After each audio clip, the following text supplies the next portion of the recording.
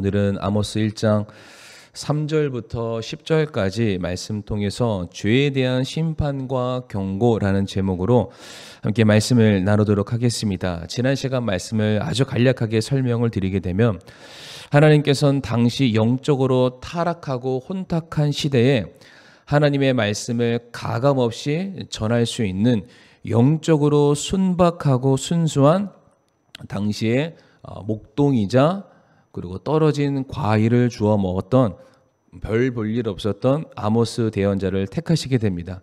그는 원래 남유다 출신이었지만 하나님께서는 그를 택하셔서 북이스라엘의 대언자로 보내시게 되죠. 제가 이것을 남한에서 북한으로 보내진 사람이다 라고 말씀을 드리면서 아모스의 이름의 뜻이 굉장히 무거운 짐을 짊어진 사람이다. 그를 또 다른 말로 표현하게 되면 그는 사명자의 삶을 살았다. 그는 십자가를 짊어지고 주를 따르는 사람이었다라고 말씀을 드렸습니다. 궁극적으로 하나님께서는 북이스라엘을 향해서 경고와 심판의 메시지를 전하고자 하셨지만 이제 우리가 살펴보게 된 1장 말씀을 보게 되면 하나님께서 북이스라엘을 둘러싸고 있는 주변 나라들이죠. 이방 나라들의 범법에 대해서 먼저 언급하시면서 하나님이 얼마나 죄에 대해서 분노하시고 결코 간과하지 않으심에 대해서 분명하게 우리에게 말씀을 해주시게 됩니다. 신약 성경 말씀 보게 되면 하나님께서 죄에 대해서 우리에게 주시는 경고의 메시지 한 부분이 있는데 누가복음 13장 4절에서 5절 말씀 한번 보도록 하겠습니다. 누가복음 13장 4절에서 5절 말씀 보게 되면 또 너희는 실로암에서 망대가 무너져 깔려 죽음 저 18사람이 예루살렘에 거한 모든 사람들보다 더 큰 죄인이었다고 생각하느냐? 내가 너희에게 이르노니 아니라 그러나 너희가 회개하지 아니하면 다 그와 같이 멸망하리라 하시니라. 이 말씀 보게 되면 사람들이 예수님께 묻는 거예요. 실로암 망대가 갑자기 무너졌다. 그게 지진 때문에 무너졌는지 부실 공사 때문에 무너졌는데 어쨌든 간에 그 망대가 무너짐으로 말미암아 많은 사람들이 죽게 됐는데 당시에는 뜻하지 않는 죽음을 가리켜서 그들이 하늘로부터 벌을 받은 것이다. 하늘로부터 벌을 받을 정도로 이들이 얼마나 큰 죄를 지었을까? 사람들이 죽은 사람들을 불쌍히 여기거나 긍휼히 여기지 아니하고 그들을 향해서 오히려 손가락질하는 그런 풍조들이 있었습니다. 그러니까 그들이 말하는 거예요. 주님, 저들이 뜻하지 않는 그 천재지변, 자연지변으로 말미암아 죽게 됐는데 과연 이들의 죄는 얼마나 클까요? 라는 그 물음에 주님이 말씀하시기를 저 사람들의 죄가 크다 적다 따지지 말아라. 분명한 것은 너희도 너희들의 죄로 말미암아 반드시 저들과 같은 심판을 받게 될 것이다. 제가 무슨 말씀을 드리고자 하냐면 지금 하나님께서는 북이스라엘 주변의 나라들에 대해서 그들의 범법을 정확하게 폭로하시고 그들의 죄에 대해서 반드시 심판하시겠다라고 말씀을 하십니다. 그런데 그 심판과 그 경고의 말씀이 그들에게만 국한된 것이 아니라 하나님께서 죄에 대해서 그들을 그냥 지나치지 아니하시고 반드시 심판하셨던 것처럼 동일하게 네 안에도 죄가 있다면 그 죄에 대해서 나는 결코 그냥 지나치지 아니하고 그들과 똑같은 방식으로 너를 다스릴 것이다. 너를 심판할 것이다. 라는 경고의 메시지를 지금 주고 계시다라는 것이죠. 그렇다면 사랑하는 성도님들, 이 성경 말씀에 기록되어 있는 이 하나님의 심판과 징계의 경고의 메시지는 오늘을 살고 있는 우리들에게도 동일한 메시지가 될 수가 있겠죠. 성경에만 어떠한 성경의 인물에게만 어떠한 나라에게만 국한되는 그런 말씀이 아니라 그들이 하나님의 말씀에 불순종해서 그 불순종의 결과로 그들이 징계를 받고 심판을 받게 되었다면 그들의 죄악이 우리들의 삶의 모습에 고스란히 나타나게 된다면 그들이 받았던 징계가 오늘날 우리가 받을 수 있는 징계요, 심판이요, 책망의 말씀이 될 수 있다라는 것을 우리 성도님들이 잊지 않으셨으면 좋겠습니다. 우리가 이제 지도 하나 좀 보여드리도록 할 텐데요. 이 지도를 보시게 되면은 이제 그 북이스라엘과 남유다 이제 짝대기 하나 되어 있는 게 이제 그 이스라엘이죠. 총 이스라엘을 말하는 것이고 그 주변국들 이제 1장과 2장 3절까지 총 6개의 나라가 등장하게 되는데 제가 시계 방향으로 설명드리게 되면은 맨 위에는 이제 시리아가 있습니다. 이제 여기 보게 되면은 다메섹이라고 되어 있는데 우리가 이제 다마스쿠스라고 읽기도 하고요. 성경에서는 아람, 구 성경에서는 아람이라고 말하지만 지금 우리가 보고 있는 흠정역 버전에서는 이것을 시리아라고 말하고 현재 시리아 위치이기도 합니다. 그 밑으로는 암몬이 있고요. 그 밑으로는 모압이 있고요. 그 밑으로는 에돔이 있고 그 옆으로는 블레셋이 있고 그 위로 올라가게 되면은 바로 두로라는 나라가 등장을 하게 됩니다. 그냥 전체적으로 보여주셔도 아마 잘 보이시리라고 생각을 하는데요. 이제 하나님께서 이 여섯 나라에 대해서 그들의 죄에 대해서 정말로 그러니까 면밀하고 치밀하게 그들의 모든 죄악들을 이제 들춰내시게 됩니다. 근데 이제 우리가 한 가지 이제 이 내용들에 대해서 살펴보기 전에 한 가지 우리가 하나의 어떤 그런 관점을 갖고 시작하는 게 굉장히 중요한데 하나님이 각 나라마다 책망하시고 심판에 대해서 언급하셨을 때에 반복적으로 등장하는 패턴 같은 어떤 문장들이 있습니다. 사진 하나 넘겨주시게 되면은요, 오늘 특별히 3절부터 5절까지 이제 이 다마스커스에 대해서 경고하시는 그 말씀들을 보게 되면은 이러한 6가지 정도의 패턴이 등장하게 되는데 제일 먼저는 주가 이같이 말하노라 라고 말씀하십니다. 그러니까 어떠한 나라에 대한 경고의 메시지인데 주가 이같이 말하노라. 다시 말해 한 나라에 대한 경고의 메시지가 선포되면서 이 일을 행하시는 분이 누구이신지를 우리들에게 분명하게 서술을 하십니다. 그리고 두 번째로 나오는 문장이 무엇이냐면은 3가지 범법, 곧 4가지 범법으로 인하여 라는 말들이 6나라에 똑같이 등장하게 되는데 3가지 범법, 곧 4가지 범법. 이것은 3-4가지 불분명한 것을 말하는 것이 아니라 학자마다 2가지 견해가 있는데 3 더하기 4에서 7, 성경에서 7은 완전이니까 이들의 죄악이 너무나도 완전하다라고 해석하는 경우가 있고요. 혹은 3-4번 반복해서 동일한 죄를 계속해서 짓고 있다. 이건 역시 그들의 죄에 대해서 결코 그들이 스스로 내가 죄가 없다라고 말할 수 없는 분명한 증거가 있다. 첫 번째 해석이 됐든 두 번째 해석이 됐든 분명한 것은 그들의 죄가 분명하다라는 것을 말씀을 하시는 거예요. 세 번째 보게 되면 내가 그것의 형벌을 돌이키지 않는다라고 말씀하시죠. 돌이키지 않는다라는 말은요, 성도님들 이미 그 심판이 그들을 향해서 지금 나아가고 있다라는 뜻이죠. 그러니까 하나님의 말씀은 반드시 이루어지기 때문에 이미 확정적인 심판을 말합니다. 하나님께서 참고 인내하시고 그들을 용서하시기를 수없이 하시다가 하나님의 그 인자하심의 그 은혜가 관영함에 가득 차게 되어서 이제 그들을 향한 심판이 내려지게 되었음을 말씀을 하고 계시고요. 4번째에는 범법한 내용들이 각 나라마다 다르게 기록이 되고 있습니다. 그리고 5번째를 보게 되면 그러한 그들의 죄를 바라보신 하나님께서 그들에게 불을 보내리니 그들의 궁궐을 삼킨다라고 말씀하세요. 그러니까 하나님께서 얼마나 그들의 죄에 대해서 분노를 하셨으면은 불을 보내서 완전히 죄로 만들어서 이전의 모습은 전혀 찾을 수 없을 정도로 완벽하게 그들을 진멸하시겠다라고 말씀을 하십니다. 그러면서 마지막에는 꼭 무엇이 등장하냐면은 주가 말하노라. 처음에도 주가 말하고 맨 마지막에도 주가 말하고 이거를 우리 성경 해석학에서는 샌드위치 기법이라고 그 안에 꽉꽉 담아놓은 하나님의 분명한 메시지가 선포된다라는 그런 해석 방법이 있습니다. 어쨌든 간에 이 심판에 대해서 하나님이 선언하셨고 하나님이 선언하신 것은 돌이킬 수 없고요. 하나님께서 반드시 그 일을 이루실 것을 말씀을 하세요.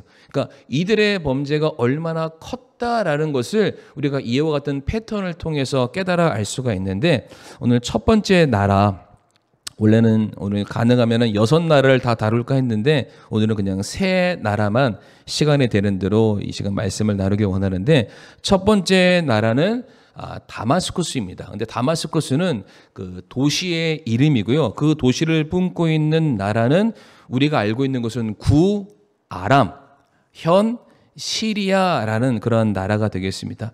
3절부터 5절까지 하나님께서는 그 시리아에 대한 범법을 언급하고 계시는데 시리아의 범죄가 무엇이라고 말합니까? 3절 말씀 보게 되면 너희가 쇠 타작 기계로 길르앗을 타작했다라고 말씀을 하세요. 성도님들 뭐 필요하신 것들은 이 성경에 적어 가시면서 따라오시면 될 텐데, 길르앗은 이제 갓 지파에 소속되어 있는 하나의 어떤 지역을 말하는데, 이렇게 생각하시면 돼요. 길르앗은 솔로몬 시대에 왕궁의 식료품을 조달하던 그런 지역이었습니다. 그러니까 굉장히 비옥한 땅, 그러니까 많은 소산물들이 열리는 그러한 땅, 정말로 그곳에서 많은 농작물들이 크는 그러한 나라였는데, 그런 지역이었는데, 지금 다마스쿠 시리아가 이 길르앗에 침략해서 쇠 타작 기계로 타작하듯 그들의 모든 것들을 약탈했다라고 지금 말을 하고 있습니다. 성도님도 혹시 타작기를 보신 적이 있으시나요? 타작기. 네. 서울 분들은 아마 거의 못 봤을 텐데, 그래도 우리 광주 분들은 보신 분들이 있다고 하는데, 이제 우리가 알고 있는 타작기랑 우리 유대인들이 쓰고 있는 타작기랑 어떻게 좀 차이가 있는지 한번 좀 보여드리도록 하겠습니다. 요게 타작기예요. 뭔가 싶으시죠? 근데 이제 이게 나무로 되어 있는 거고요. 나무판에 구멍을 뚫어서 그 구멍 안에다가 구멍에 맞을 만한 사이즈의 그런 돌멩이들을 집어넣습니다. 우리 꼭 그런 거 있잖아요. 그 지압 발판. 그렇게 생긴 거예요. 그런 거를 땅바닥에 딱 놓습니다. 근데 놓기 전에 그 밑에 보면은 뭐 볏짚단이라든지 어떤 곡물들이 있으면은 그 위에 저 판이 짐승에 매달거나 사람이 직접 돌면서 뱅글뱅글 돌다 보면은 나달이 떨어지게 된다고 합니다. 우리 사진 하나 더 넘겨주시면은 영상이 하나 있는데 클릭하면 아마 영상이 This is 될 one of the 겁니다. tools that was used to process the harvested grain. It's called a 영어에 threshing 두려워하지 마시길 sledge. 바랍니다. 눈으로 충분히 알 수 있습니다. Notice the holes that are bored in this sled and rocks embedded in it. That's part 대충 of how this 들으셨죠? 저기다가 tool 돌멩이를 끼워 놓고 돌리면은 나달이 분해가 된다. 근데 성도님 생각해 보세요. 지금 이제 저 나무로 된 거는 그나마 좀 가볍거든요. 근데 저게 오늘 뭐라고 돼 있습니까? 다마스쿠스는 쇠로 돼 있대요. 그러니까 완전히 엄청난 무게로 그거를 짓누른다라는 거예요. 그러니까 쉽게 표현해서 이 시리아가 그들의 무엇인가 먹기 위해서, 약탈하기 위해서 길르앗을 침범한 것도 있지만 거기에서 자라난 모든 것들을 누구도 먹지 못하도록 무거운 쇠 타작기로 완전히 그것을 다 갈아버렸다라는 뜻입니다. 더 이상 그 어떠한 새싹도 나지 않고 이듬해 어떠한 소산물도 기대할 수 없을 정도로 너희가 모든 것들을 진멸하는 잔악성을 가지고 있다라고 심판을 어떤 경고의 말씀을 하고 계시는데, 이어지는 1장 4절 말씀에 그 시리아에 대해서 말씀하시면서 갑자기 하사엘이라는 사람이 등장을 하게 됩니다. 말씀 하나 띄워주시겠는데요. 이 하사엘이 어떠한 사람인지 제가 설명을 좀 드리도록 하겠습니다. 열왕기하 8장 12절 말씀, 우리 성도님들 앞을 보시면서 한번 읽어주시면 감사하겠습니다. 열왕기하 8장 12절 말씀 시작.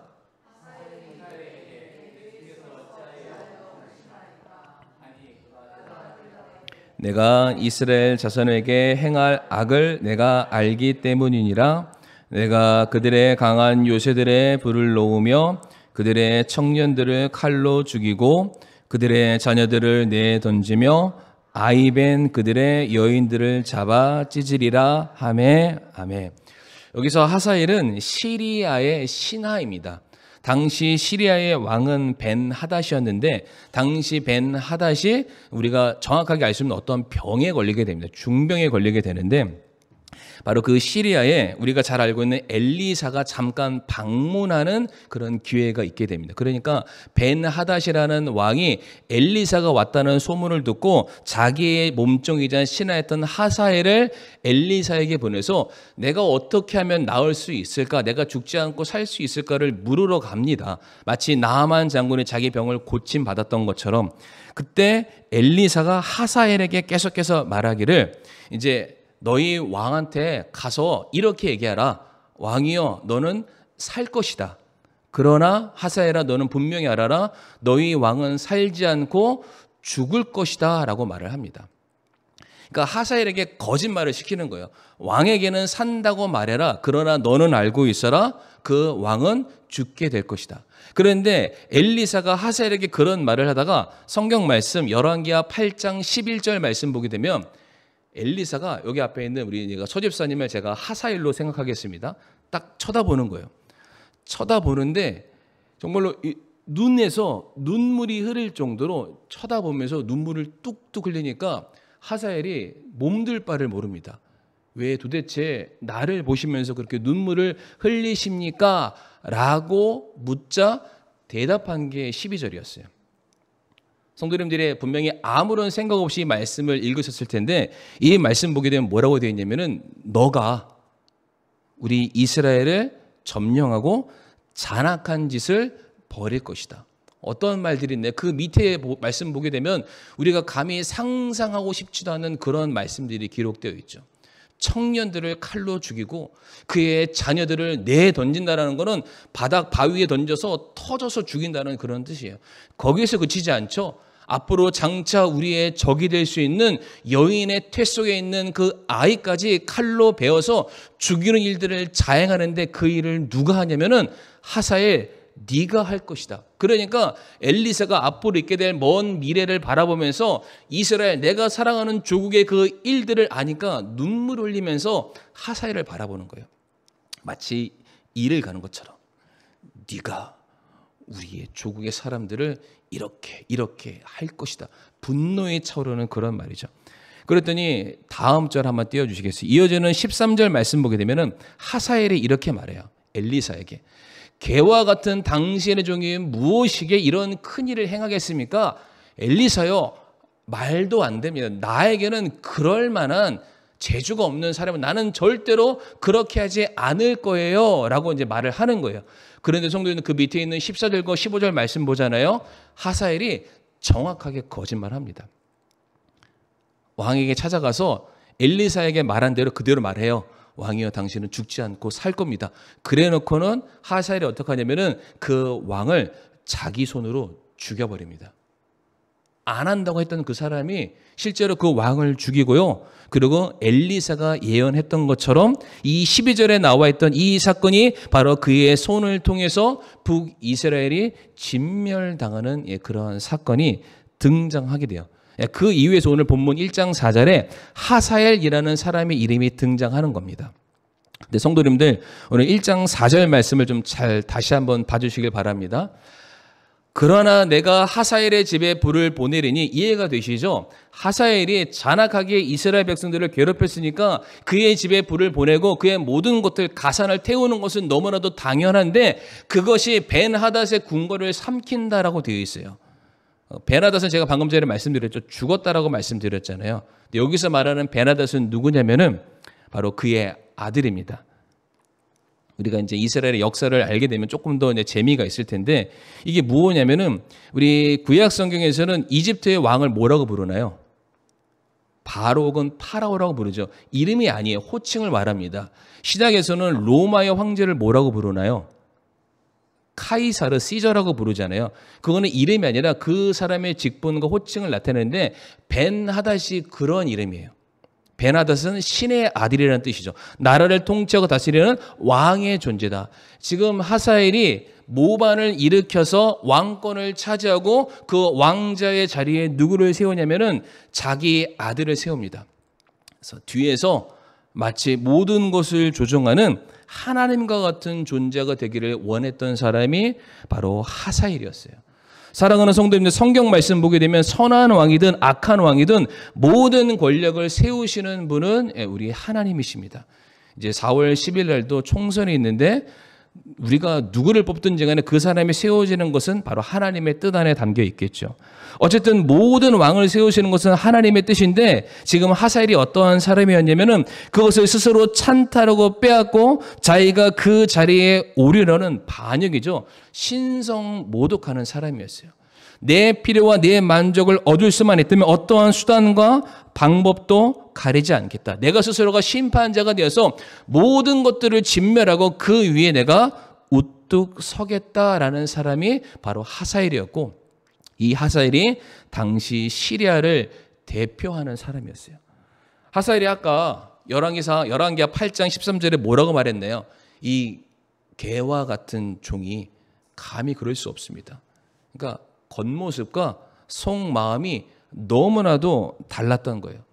우리 그런 말이 있잖아요. 개구리가 올챙이 시절을 기억하지 못한다는 그런 말처럼 우리가 모든 것을 하나님의 은혜로 알고 감사함으로 순종함으로 겸손함으로 나아가야 되는데, 우리가 행한 모든 것들이 마치 내 노력의 결과물처럼 어떠한 특권이 주어지니까 그것이 권력이 주어진 걸로 착각하고 그 권력이 내 힘으로 얻은 것으로 생각해서 교만해지고, 그 교만함이 더욱더 커지니까 포악해지고 잔악해져서 내가 원하는 대로 살아가는 그 삶의 모습이 시리아에게 있었는데, 하나님께서 그 시리아의 죄를 내가 반드시 심판하시겠다라고 말씀을 하시는 거예요. 근데 성도님들, 아까도 말씀드렸지만은 이 시리아의 죄는 시리아에게만 국한된 것이 절대로 아닙니다. 저와 우리 사랑하는 성도님들이 하나님께 받은 그 구원의 은혜에 대해서 감사하는 마음을 갖지 않고 내가 원하는 대로 내가 마치 스스로 내 인생의 왕이 되고 하나님에 대해서 내가 원하는 대로 삶을 살아가고 선택하는 그런 모습이 나에게 있다면, 바로 우리가 하사엘이고 시리아와 같은 범법을 오늘도 저지르면서 살아가고 있다는 것이죠. 두 번째, 가자에 대해서 말씀드리길 원하는데요. 이 가자는 블레셋이라는 그 나라를 지칭하는 곳인데요. 분열 왕국 시대에 북이스라엘과 남유다를 괴롭히는 대표적인 적대국이 먼저 소개했었던 시리아였다면, 블레셋의 경우에는 여호수아가 가나안 땅을 정착하는 과정에서부터 분열 왕국 이전까지 북이스라엘과 남유다를 괴롭혔던 그 대표적인 적대국이었다라고 말을 하고 있습니다. 성도님들, 오늘 말씀 6절 말씀 보게 되면 이들이 행했던 범법이 무엇이라고 되어 있습니까? 우리 6절 말씀 한번 우리 성도님들 읽어주시겠습니까? 블레셋의 범법에 대해서 성경이 말하고 있는데요. 같이 한번 읽어보겠습니다. 시작.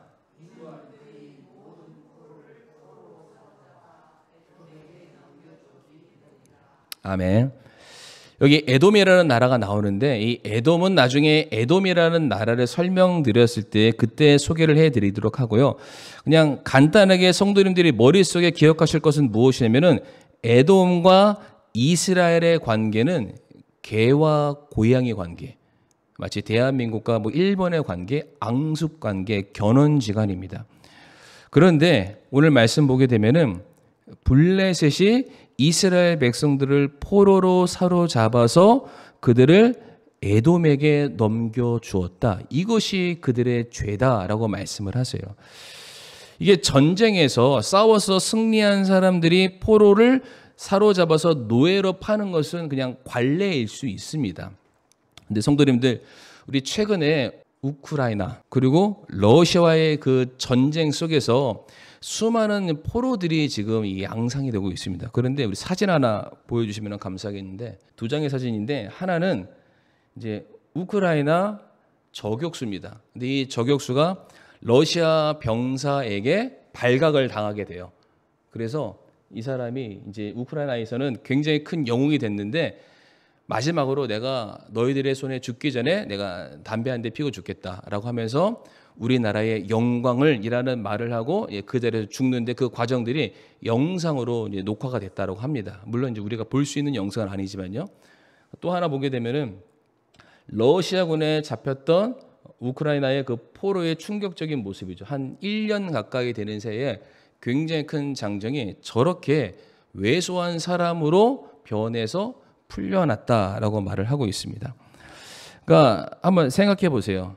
지금 블레셋이 이스라엘과의 전쟁 가운데 몇몇의 사람들을 포로로 잡았습니다.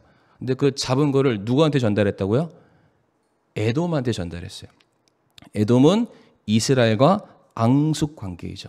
그러니까 단순히 이 포로를 넘겼을 때 내 노예로 쓰겠다, 일꾼으로 쓰겠다 이런 차원이 아니라 이스라엘 사람이 에돔으로 넘어갔다는 것은 죽는 거예요. 잔악하게 그들을 우리들의 마음대로 요리하겠다라는 그러한 마음이 담겨져 있다라는 것이죠. 그러니까 오늘 6절 말씀 다시 한번 보게 되면은 지금 이 블레셋 사람들이 포로로 잡는 것도 문제긴 하지만 성도님들 노란 글씨 뭐로 되어 있나요? 모든 포로라고 되어 있죠. 모든 포로에는 뭐가 들어갈까요? 노인이나 여성이나 아이나 태중에 있는 그런 갓난아이 모든 것들이 포함이 되어 있습니다.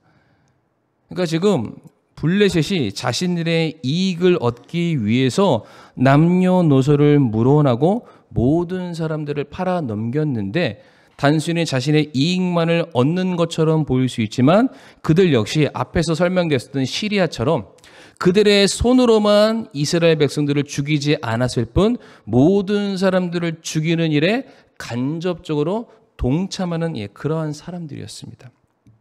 신명기 20장 말씀 보게 되면 성경에 어떤 말씀이 있냐면 전쟁에서 노예나 포로를 다루는 법칙을 하나님이 말씀하셨는데 화면에는 나와 있지 않지만 20장 14절과 15절 말씀 보게 되면 전쟁에 참여한 남자는 죽이되 그 사람들 혹은 여자이거나 노인이거나 아이였을 경우에는 그들을 살려두라는 말씀이 성경에 기록되어 있습니다. 그리고 우리가 출애굽기 21장 16절 말씀 한번 읽어보도록 할 텐데요. 출애굽기 21장 16절 말씀 같이 한번 읽어주시길 바랍니다. 시작.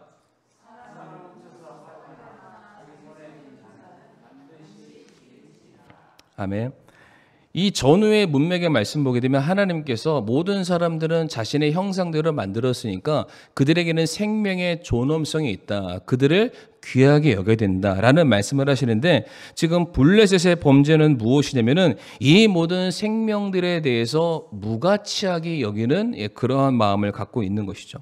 그저 자신들의 필요와 이익을 얻기 위해서라면은 생명 따위는 전혀 중요하지 않습니다. 그들을 사지로 내모는 그러한 범죄를 그들이 저질렀다라는 것입니다. 이 성경 말씀 보게 되면 하나님께서 성경을 통해서 분명히 우리에게 명시하고 계시는데요. 잃어버림을 당한 한 영혼이 하나님 아버지께로 돌아오는 일을 굉장히 기뻐하신다라고 말씀하세요. 한 영혼을 천하보다 귀하다라고 말씀하고 계시는데 지금 블레셋 사람들은 어떠한 일들을 했냐면 그 한 명의 영혼을 자기의 배를 부르게 하고 만족해 하는 일에 그 영혼을 아주 가치 없이 내버리는 그러한 모습이 있었다라는 겁니다. 성경에 나와 있는 첫 번째 살인사건 성도님들 기억하시죠? 가인과 아벨의 사건인데 가인이 아벨을 죽고 난 이후에 하나님께서 가인에게 찾아가서 네 동생이 어디 있느냐라고 말할 때 가인이 뭐라고 말했는지 기억나세요?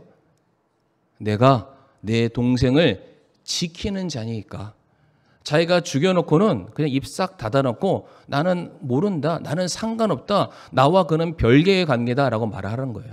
하나님께서 그 가인에게 그가 회심하고 돌이킬 수 있는 그런 기회를 주셨음에도 불구하고 자기가 살인한 일에 대해서 자신의 필요를 얻기 위해서라면 얼마든지 죽일 수 있는 그러한 범법을 행했는데 바로 이와 같은 죄가 어디에 있었냐면은 바로 블레셋이라는 나라 안에 있었다라는 겁니다. 우리가 마지막 세 번째 두로의 범법에 대해서 우리가 좀 살펴보길 원하는데 두로의 범법은 무엇이었습니까? 이 말씀 보게 되면은 앞에서 봐셨던 블레셋을 향한 하나님의 그 경고의 말씀과 그냥 똑같은 것처럼 보입니다. 그렇죠?